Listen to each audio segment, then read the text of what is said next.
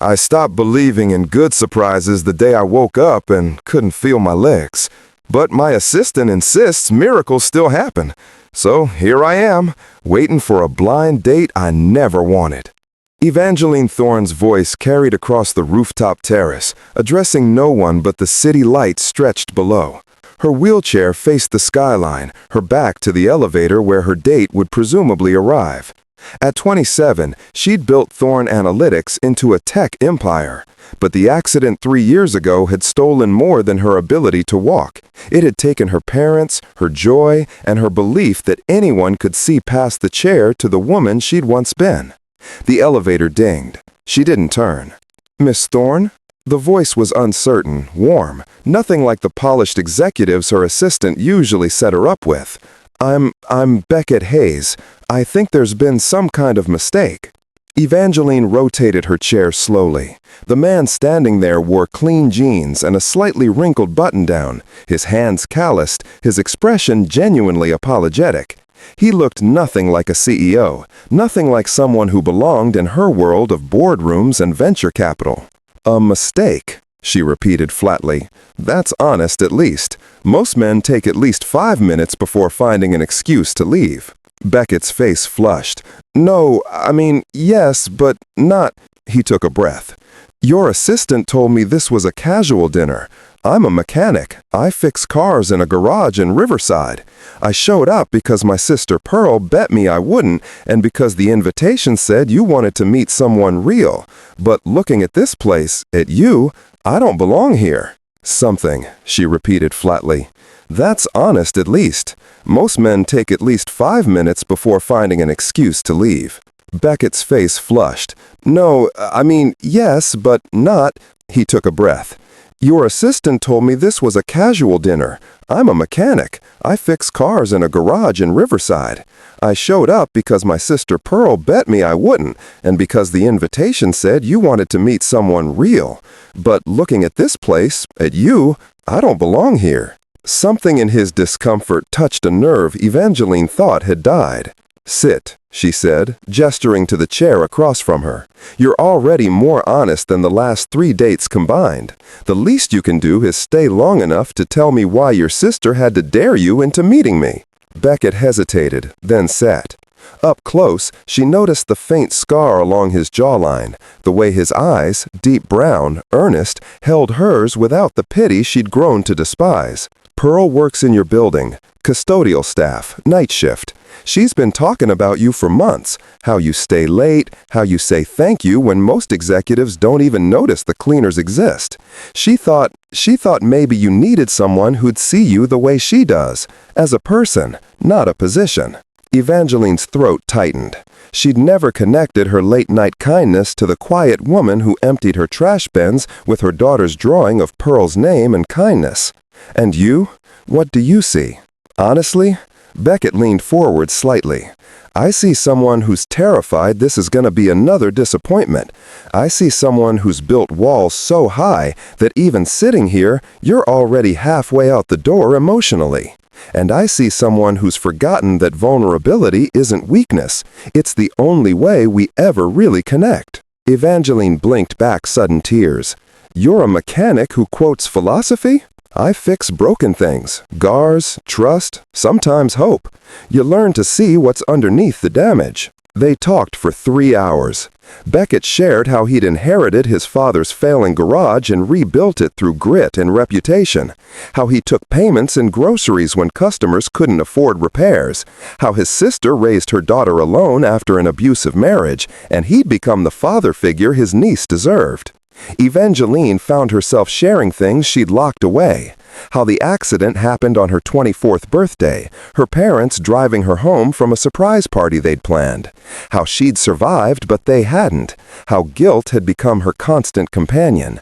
How building her company was penance for being the reason they'd been on that road at all. "You know what's cruel about guilt?" Beckett said softly. "It makes us punish ourselves for things that were never our fault, while ignoring the actual damage we cause by withdrawing from life. Your parents didn't die so you could stop living. They died in a terrible accident. Those are different things."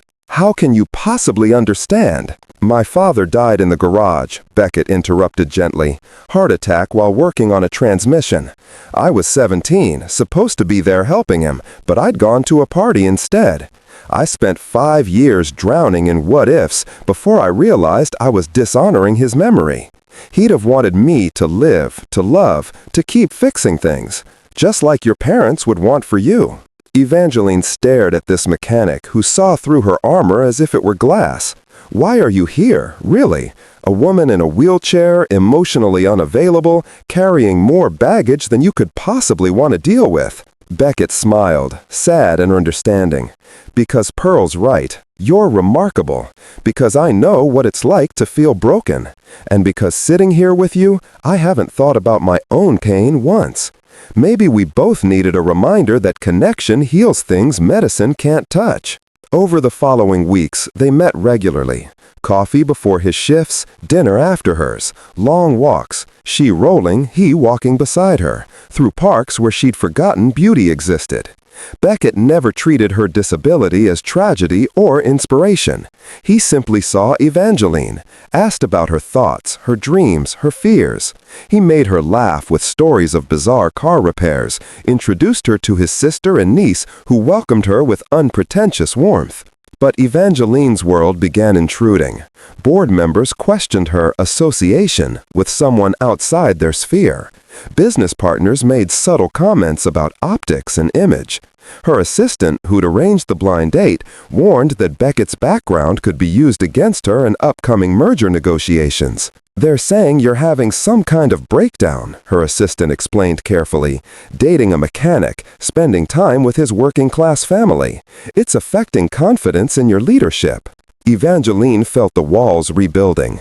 She'd fought so hard for respect after the accident, proved her mind was sharper than ever despite her paralyzed legs. Was she jeopardizing everything for a relationship that couldn't possibly work long-term? She began canceling plans with Beckett, responding to his messages with increasing delays. He didn't push, didn't demand explanations, which somehow made it worse. His patience felt like an indictment of her cowardice. 2 weeks into her withdrawal, Pearl appeared at Evangeline's office door late one evening. "Miss Thorne, may I speak with you?" "Of course." Evangeline set aside her laptop, noting the worry in Pearl's eyes. "My brother won't tell you this himself, he's too proud, but you should know." Pearl twisted her cleaning cart keys between her fingers. "Beckett's garage is being bought out by a developer. He's losing everything he rebuilt after our father died. But when I suggested he tell you, ask if you might know investors or lawyers who could help, he refused, said he wouldn't use your feelings for financial rescue, that you'd think he'd been pretending all along." Evangeline's heart constricted. "When did this happen?" "Same week you stopped returning his calls. He thought you'd found out somehow, that you'd pulled away because you assumed he was using you.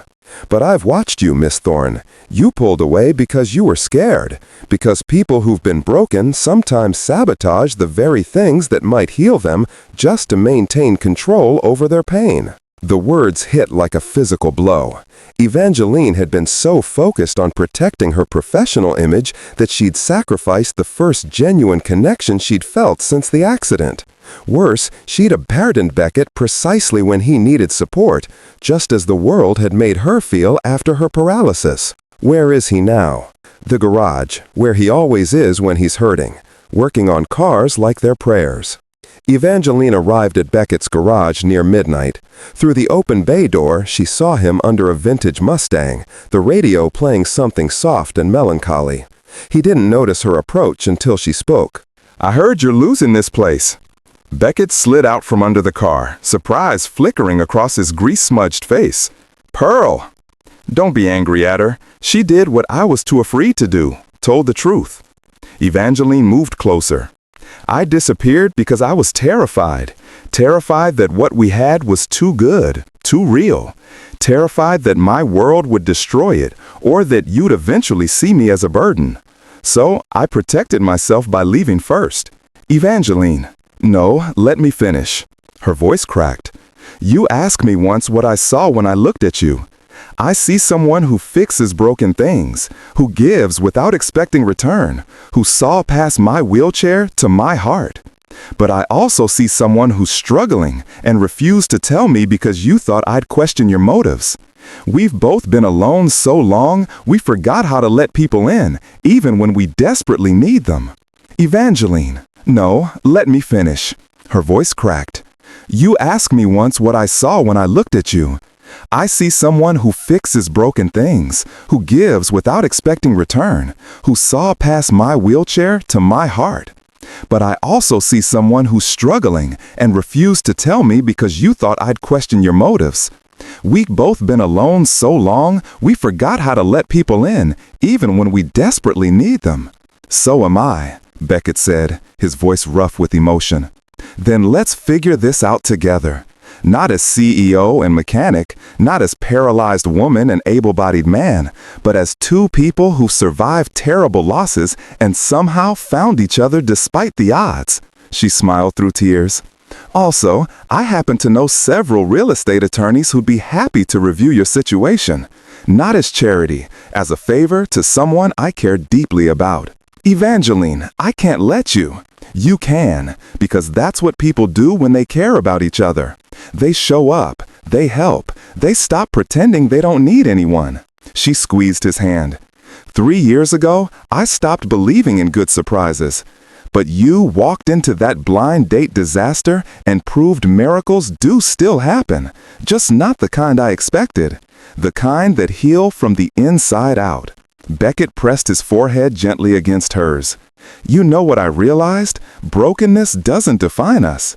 How we treat others while we're broken, that's what matters. You treated my sister with dignity when most people ignored her.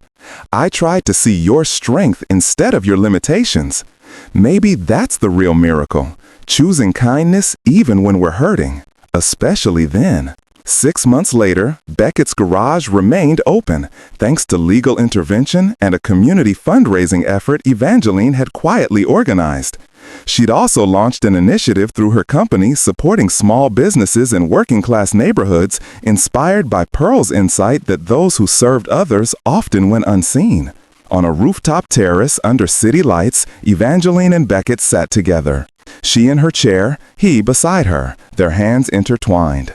The fear hadn't disappeared entirely, but it had transformed into something manageable, something they faced together. I've been thinking, Beckett said, about what you said that first night, that you'd stopped believing in good surprises. And you proved me wrong, Evangeline replied. No, he turned to face her fully. You proved yourself wrong. By taking a chance, by staying open despite fear, by choosing connection over safety. The surprise wasn't me showing up. It was you being brave enough to let me in. That's the real miracle, Evangeline. The courage to believe we're worth more than our wounds. She smiled then, genuine and unguarded. I stopped believing I'd ever smile again.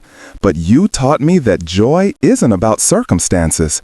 It's about choosing to see beauty even in broken things, especially in broken things. We're not broken, Beckett said softly. We're human. There's a difference. In that moment, surrounded by city lights and the warmth of acceptance, Evangeline understood the deepest truth about kindness. It doesn't erase our scars or undo our losses. It simply reminds us we're not alone in carrying them. And sometimes, that reminder is enough to transform survival into living, existing into thriving, loneliness into love. The greatest kindness we can offer to others and ourselves is the willingness to see beyond surfaces to the shared humanity beneath. In a world that values perfection, choosing to honor vulnerability, to connect despite fear, to believe in second chances even after devastating loss, that's the miracle. Not grand gestures, but small moments of genuine presence. Not fixing each other, but accepting each other exactly as we are, while growing into who we're meant to become together.